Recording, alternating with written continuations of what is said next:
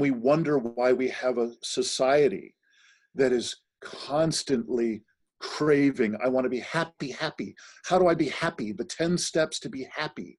Of course, there's no happiness because there's no center. Our central connection to the web of life itself is hollowed out.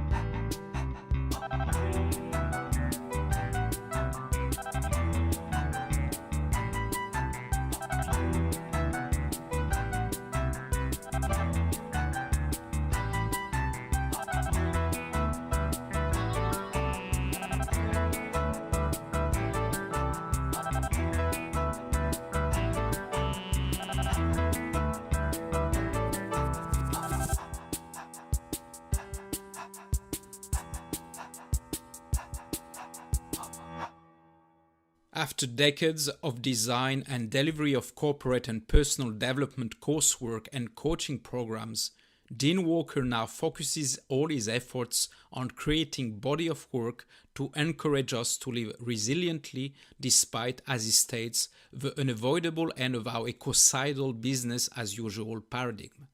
A business as usual which, according to the latest scientific reports, will drive us to extinction because of climate change, loss of biodiversity, scarcity of resources, and loss of habitat. Dean is the host of a podcast, The Poetry of Predicament, and along with Carolyn Baker, Dean is the co-founder of Living Resilience, a place which offers tools and resources to people who are sincerely engaged in living a full and extraordinary life in the face of already occurring or imminent collapse of human and earth systems. Dean is also the author of the book The Impossible Conversation, Choosing Reconnection and Resilience at the End of Business as Usual. In this episode, I talk with Dean about our global predicament, how we ended up in this situation, and how important it is to go into introspection mode, to face our personal shadows, and to reconnect with our deeper self, with others, and with Earth itself to be able to live in these troubled times. Please support the show by liking and sharing this episode on social media, and to make sure you don't miss out on any future episodes, sign up for our newsletter at deathhangout.com. It will also be a massive help to us if you subscribe to our YouTube channel, which you can do right now by simply clicking the subscribe button. Now, get ready for this episode, The Impossible Conversation, or talking heart to heart about collapse and extinction. In August, in France, there was this heat waves, massive heat waves. We are kind of used of, to have like good or great summers. But on the news, they were all talking about climate change and sees like this kind of temperatures, and the period of the heat was very, very, very too long. There's something not ordinary here with these heat waves. And then there were articles that were released in August as well, about one article about saying that we will reach a tip point at some stage and the Earth might become a hothouse, basically not livable. The subject of a topic of climate change, but also with our fate, what will happen in our future, suddenly became mainstream. People talking about that more and more. Very recently in France, the minister who is in charge of the environment resigned. He was there in this government for a year. He was very well known and very well appreciated as a person in France. Maybe you know him. His name is Nicolas Hulot. He stayed 1 year. And he resigned. He decided to say, I'm quitting this government because what we do is not enough. The situation is catastrophic, but really, really catastrophic. He was in tears.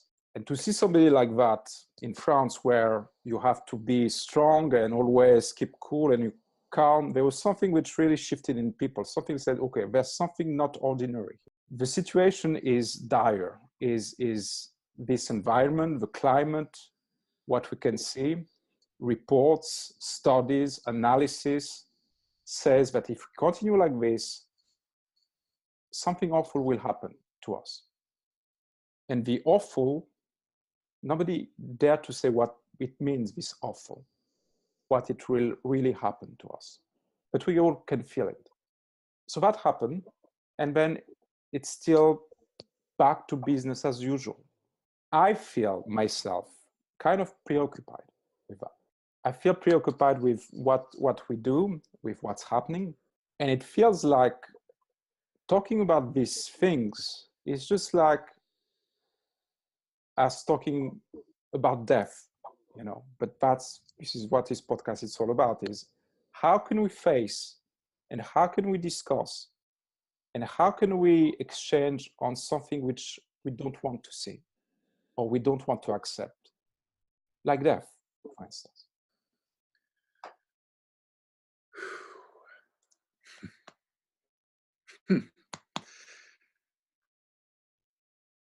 So I'm moved by what you just shared, and not so much the content, although it was a blessing to the world and especially a blessing to France to have a leader tell the truth and to actually share authentic emotion that comes anywhere near the scale of what's happening. So first and foremost, thank you, Olivier, for having me here talking with you, because I respect what y'all are doing. In Death Hangout, you are taking on one of the most difficult conversations in human history, and that is just to grapple with death and loss and grief. These are things that most developed countries, especially the USA, are terrible at. We have almost no language for, and certainly no ability for, really experiencing the extraordinarily normal and healthy relationship with death, loss, grief, for you then to press right up against that which I consider to be an even larger scale conversation.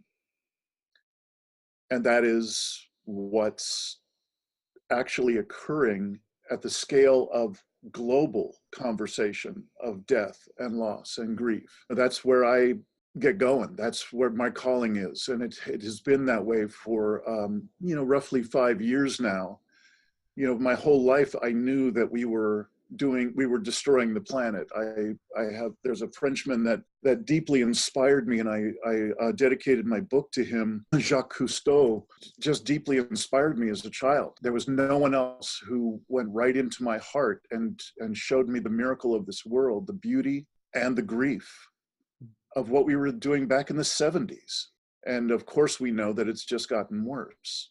And so in the past 5 years, I started to really dive in and be exposed to what could be called anthropogenic climate disruption or abrupt climate change, which is an order of magnitude more significant than the climate change that we hear about from regular sources. Literally, when I heard that material of abrupt climate change, that it was not something in 2100, and it was not something just about levels of CO2 in the atmosphere. Yes, those are significant, and some people like to talk about 2100. That's ridiculous. That timeline is absurd now.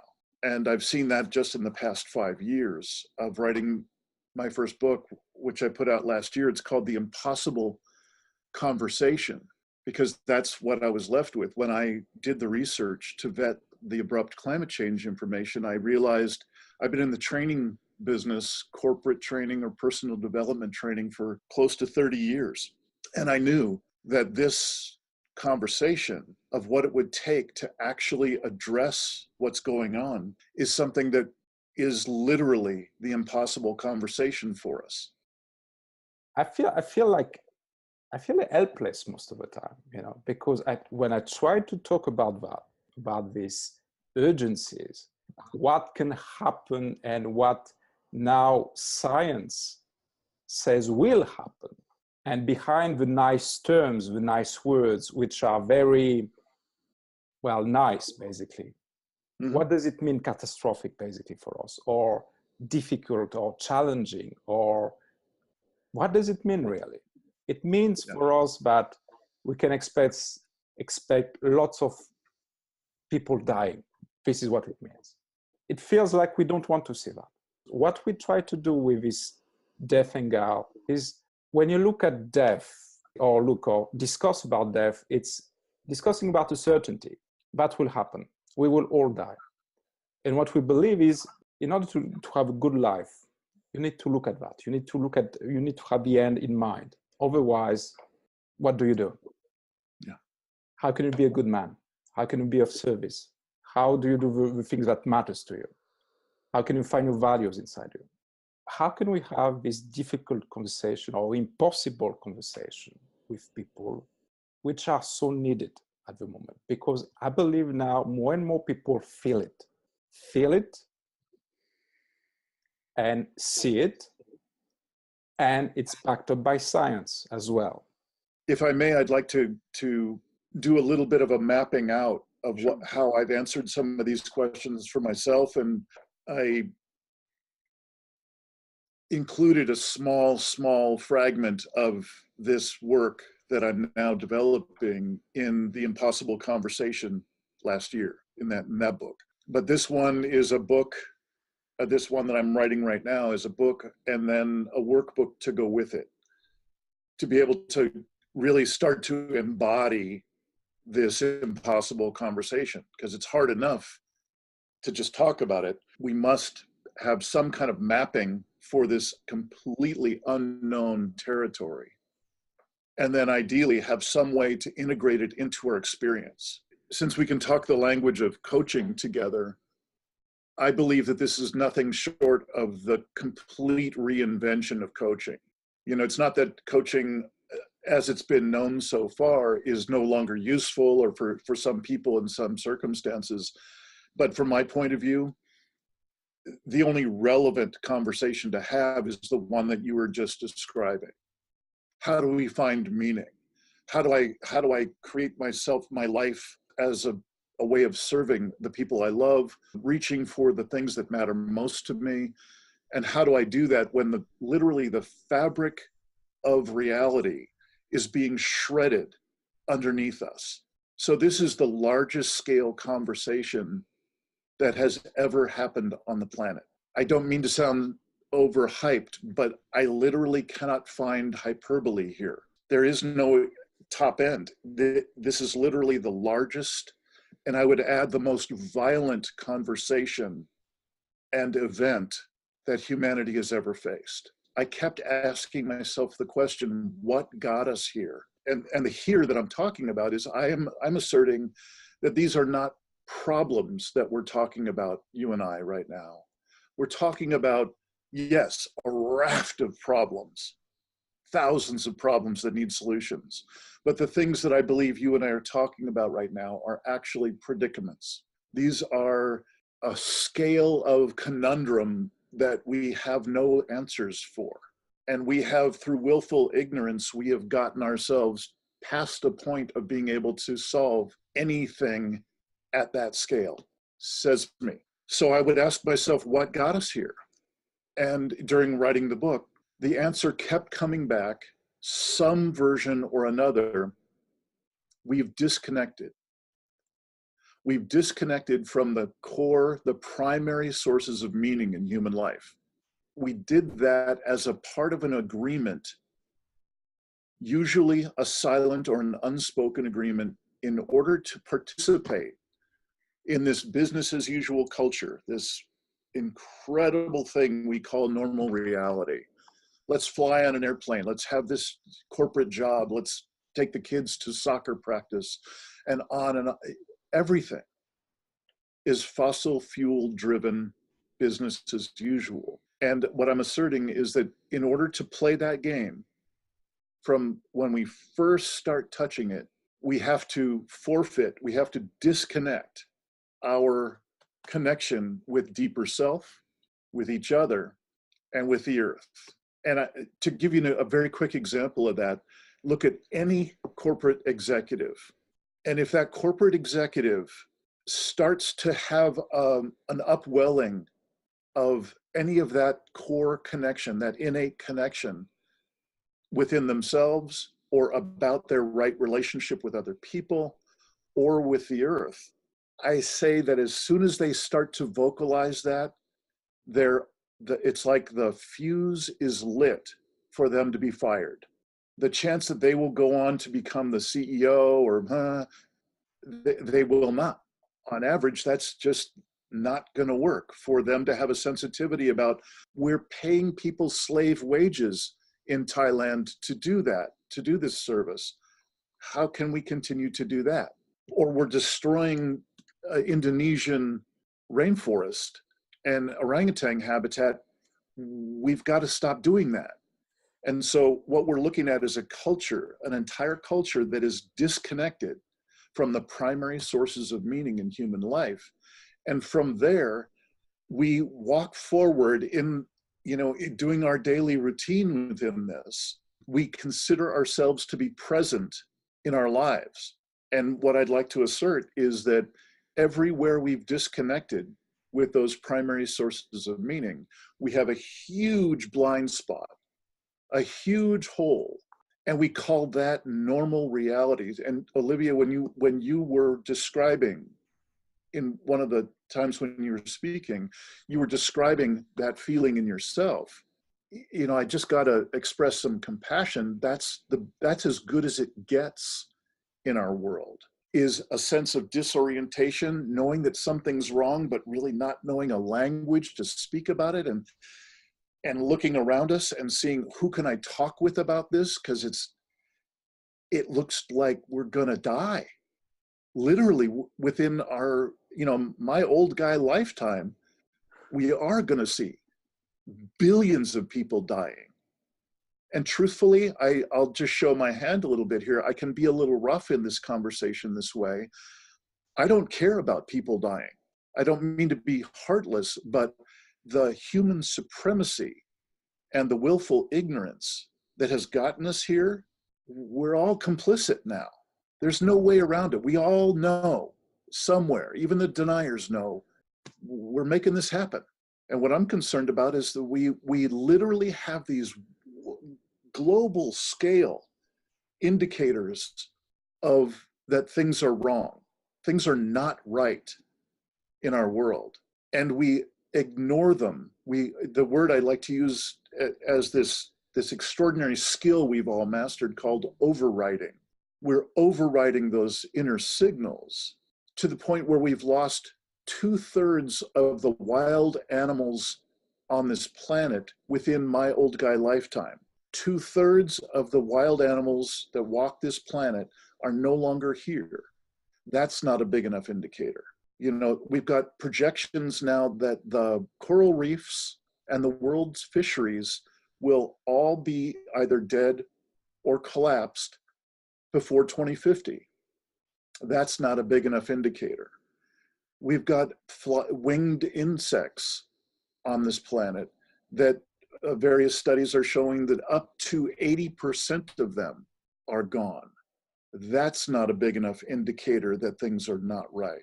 One of the most disturbing, our tropical rainforests have become carbon producers rather than what we've all grown up with, is that for perhaps millions of years, they've been carbon sinks. That's not a big enough signal. And notice I haven't even talked about climate change yet, because I think climate change has been so twisted into this tiny little distorted issue that really, if all we're doing is counting CO2 in the atmosphere, we're done for. It's our disconnection from our primary sources of meaning that has caused it all. What you just described, these are data, and these are facts, hard facts. You cannot deny that. Or people who can deny that, I don't know, what they're thinking or how they are wired, but let's take the people who can read that and accept that because they trust science. And still, I remember during my corporate years, I worked for a big company, and in my companies, they did a climate change study themselves internally. We had the scientists behind. So they did internally, they issued the report and they distributed the entire report to the entire company for everyone to read. So I read it. It was about 50 pages, 55 pages, well done, well documented with pictures and everything. And there was no doubt. There was no doubt that climate change was happening and it was man self-made. And if we continue, it will be catastrophic, same things. It was internal. And I remember having this meeting with my teams and management, and it was just before I quit, basically. And I said, well, look, have you read the report? No. What does he say? Well, it says that it's catastrophic, again, but we need to change something. Silence. Silence on the line. Until one of my colleagues said, well, so what about this training that we want to do next year or whatever in whatever? Change the subject. And it went away. What I'm saying is, this is where my kind of anger or disappointment or sadness or whatever I have inside me is every time that I come with exactly the same facts that you just described, which are facts, hard facts, solids. Just like when I try to talk about death or what is needed to have this conversation, people will be silent and talk about something else. So that's the majority of people, well, that I've heard. And there's a small fraction who gets that. And they are just as hurt as us, I guess. Mm-hmm. You said something which I think is important. You said primary source of meaning, which I think resonates in me. And I would like to know more. So what do you define as primary source of meaning? You're asking what I mean by the primary sources of meaning in the human life. So I try to keep my inspiring questions, the questions that I motivate myself with, as simple as I can. Another simple question I carry is, how can we, and I'm usually asking from an American point of view because that's where I am. And because we're so fucked up. We are just truly fucked up. And so I'm asking, how did we get this effed up? How did it happen? I again kept coming back to, we've disconnected from anything that has the possibility of bringing us back to a connection with the web of life. I've been blessed in my years of being in the training business because I come from a lineage where we had to walk the talk. We always had to fully as we could embody that which we were teaching, which takes practice. So if we're talking about mindfulness, that means, or meditation at all, what we would do is take on months and years of different kinds of meditation practice to be able to speak from experience. When we disconnect from the primary sources of meaning in our lives, we disconnect our ability to touch the depth of beauty that it is to be alive. We hollow it out. It's like taking all the center out of a bucket. We take all the good things out of whatever's in our bucket. And then we wonder why we have a society that is constantly craving, I want to be happy, happy. How do I be happy? The 10 steps to be happy. Of course, there's no happiness because there's no center. Our central connection to the web of life itself is hollowed out.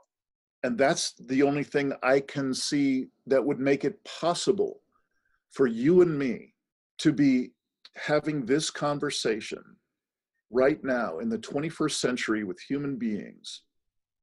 And we're actually talking about the imminent extinction of not only the human race, but thousands, if not millions of other species within possibly my old guy lifetime, probably your lifetime, for sure your children's lifetime. That's insane. To me, that's one part of the impossible conversation is we are literally a psychotic global culture. And at the center of it, the kind of the brain center of that twisted way of living is the USA. I would like to go back to what you said, about if you had a CEO who was thinking about these ideas, try to connect back to what it means to be kind, and he won't be CEO for too long. There's this game about short-term and long-term. Is an organization or company about short-term profit, or is it about meaning? Meaning, I bring something which is useful to the world. I try to do my work with this in mind, meaning that try to find people who wants to bring meaning in their life and in the life of others. And I truly believe that people around, even in this big corporation, they want that because they feel it. There's something empty, or they're trying to fill this gap with something else, which is more entertainment, more traveling, more extravagant parties, more stuff that you get. And despite that, we forget how nature. It's incredible sometimes to see that reactions of people, very cynical, who would say, well, another species dead, or insects are dead. Well, less insect then. It's okay. I don't have to clean the shield of my car because there's no insects as well. And by the way, there's no insects, when I travel. That's true. I remember the time I was traveling, the shield of my father's car was full. Now, almost nothing. So there's this kind of what we call the Anthropocene, us, human, better than anybody else, disconnect from nature, and doesn't matter what happens here, we will find a way, we'll find a solution, like always. And this arrogance, that really makes me angry. Yeah. Because to believe that we can just disconnect ourselves from who we truly are, from the nature, is just so silly. So is it fear? And surely it's fear, because we don't want to see and recognize who we are. And that's why for me, mortality is so important. Because to get back to be humble again, meaning what is a life? What is a true life? What is living well? And you cannot understand or answer this question until you don't look at this kind of mortality thing. Well, I appreciate and am very aligned with what you are saying. This is very similar to the body of work I'm creating within this realm. Again, as simply as I can put it, it looks to me like what there is to do for a person like yourself, like me, like probably many of the people we know or the people you're speaking to in your audience. We all want to live a good life. We want to do right in life. Some of us know the words, like you were saying, of being of service in some way. And I think these are really good things to have in our heart as we step forward into these awful questions of how do we do that in these times. And the only thing I know to do is to reconnect. One of my heroes is a woman named Joanna Macy, and her work is the work that reconnects. And she and Molly Young Brown have created this wonderful, teachable, shareable technology, if you will, methodology of training with people that gives them an opportunity to reconnect in that particular way. The work that I'm creating is really at the next level. It uses their incredible and beautiful and heartful foundation and just goes to the next level, which you and I are talking about now, which is, things are happening so fast. there's really not time for a kind of a soft, easygoing, if I do this, maybe in the next 10 years, I'll have a little bit more connection with people. We just don't have time, says me. When I use the word predicament and how we've passed the opportunities to change things in a significant way in so many different of these predicaments that are going on, I'm not at all saying, oh, just give up because we're so fucked. That's just not the message that I want to land on and finish with. It may well be true. I don't know, but it sure looks that way to me. But within that, what I know from my life of my own practices, ironically, for entirely different reasons, I've pursued practices that have kept me closer and have kept some of those sources of meaning connected in me all along. And I am so grateful for those. And it's that I am offering in the work that I'm creating. Not because I'm now a new guru and I've got the 5 life hacks to save us through collapse, but because really what I have come to is what my calling is to bring as much beauty and love and grace as I can to life before I die. And that's it. It's not to save everything and do, recycle enough and on and, buy an electric car. And no, that's not my calling. I am so pleased that there are some people that when they reconnect, they discover, I want to go into politics and I really want to make a difference there. And I say, yeah, man, we need you. Go for it. That's not me. I'm not sure I wouldn't kill people in politics right now. It's just so disgusting. It's so vile and cynical. I couldn't do it. So I'm so glad that some people, when they touch their calling and they reconnect enough to know that they have agency, they have some amount of agency no matter what the world is presenting. They choose to engage with that calling, and every one of us is needed. That's where I was talking about the reinvention of coaching.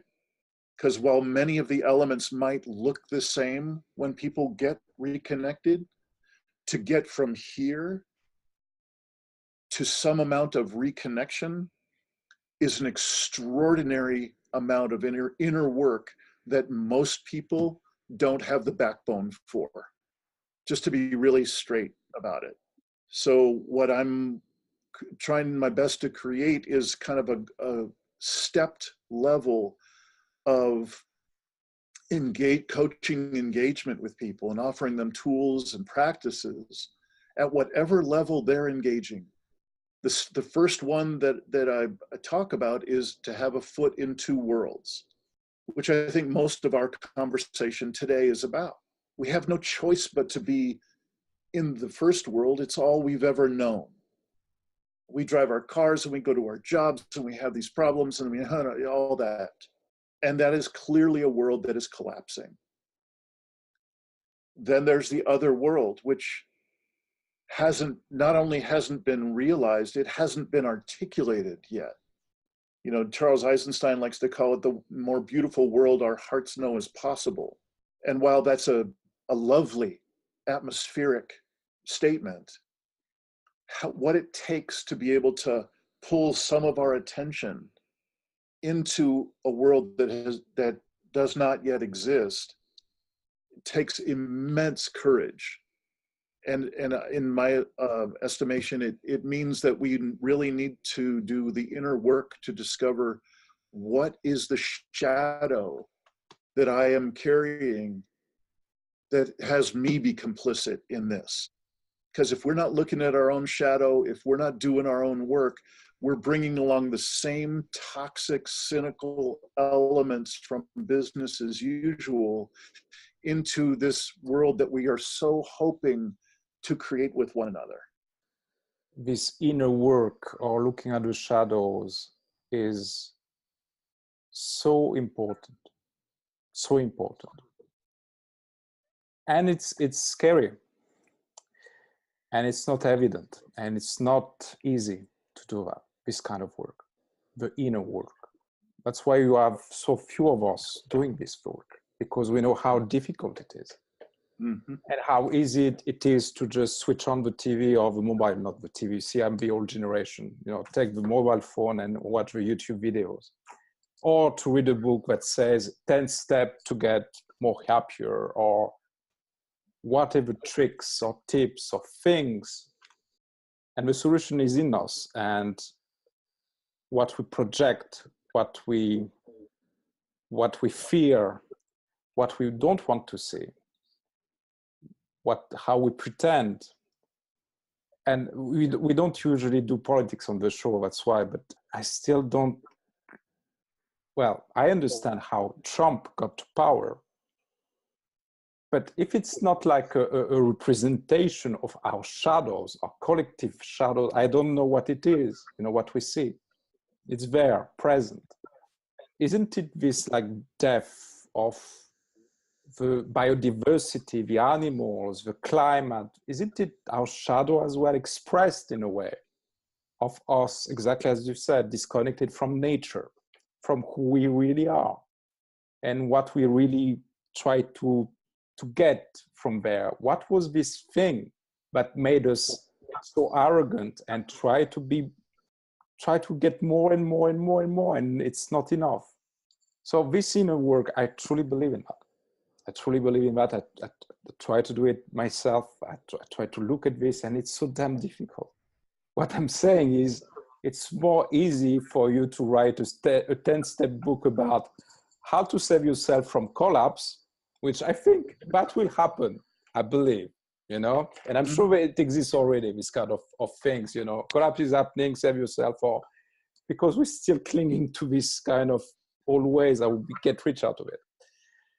How do you encourage people to do that, this inner work? How do you do that? To do the inner work, this looking at the shadow? One of the largest, hardest questions I'm grappling with now, because I can see what I often call a membrane of resistance, not only around the average person, who rarely, if ever, talks about any of this, but also around people who are collapse aware. This shadow is deep and it's extraordinarily powerful. It also can be called the predator, a predator inside of ourselves, a shadow element that we disown.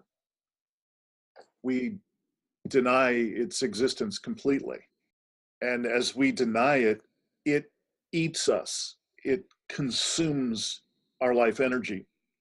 And I think that can be said for the individual level, as well as obviously the global level. And that's what we're facing. What I can say is I'm creating this body of work, even though I don't have a good answer for you for your last question. How do you get people to be introspective at all? And then after that, how do you get people to do the very, very hard, deep work of articulating and integrating shadow, of reconnecting with these long lost elements of ourselves? And, for that matter, reclaiming our sense of agency in life and purpose and integrity. We may think we've done that work and we know what all those things are, but a sense of purpose that was created in a world in which I'm disconnected from every source of meaning, I'd say that work needs to be redone. A sense of purpose, a sense of agency, and sense of integrity will be entirely different for someone who has done some work to integrate those shadow elements and to reconnect themselves. I'm doing things like live workshops. We've got a workshop coming up in Ashland, Oregon.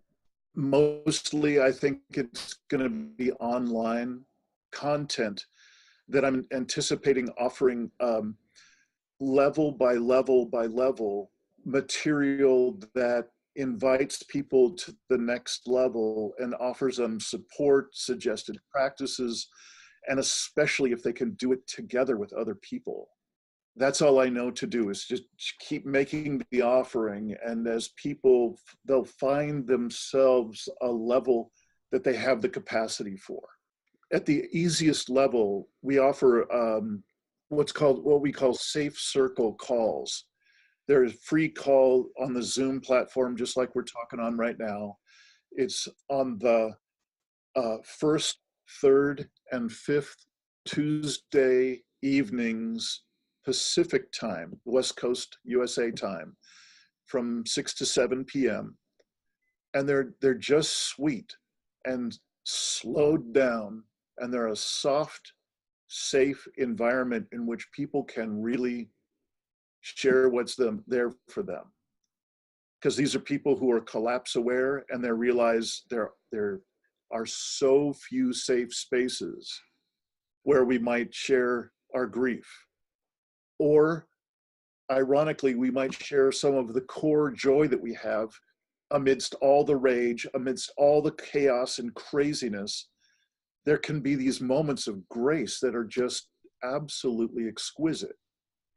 So it's not just a bunch of people whining with one another or crying or grieving.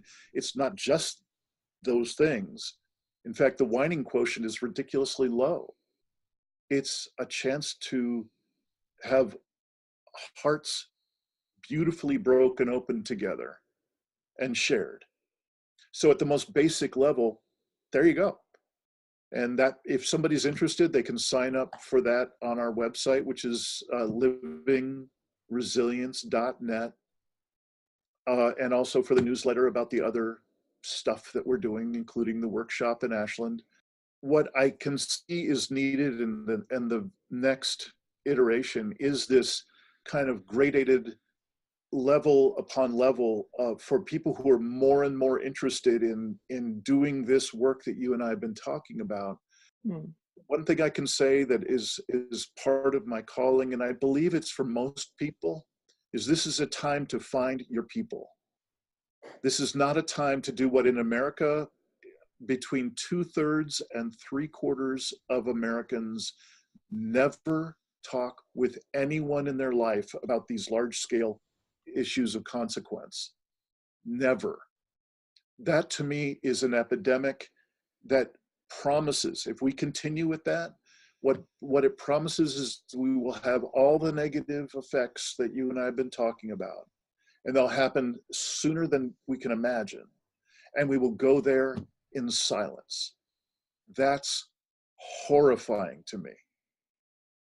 So if any of the things I'm saying resonate with you or with anyone else who's listening, this is the time to reach out. Please subscribe to my podcast, the Poetry of Predicament podcast, which is a YouTube channel, and sign up for the newsletters of Living Resilience, and let's keep reaching out to create networks that actually mean something.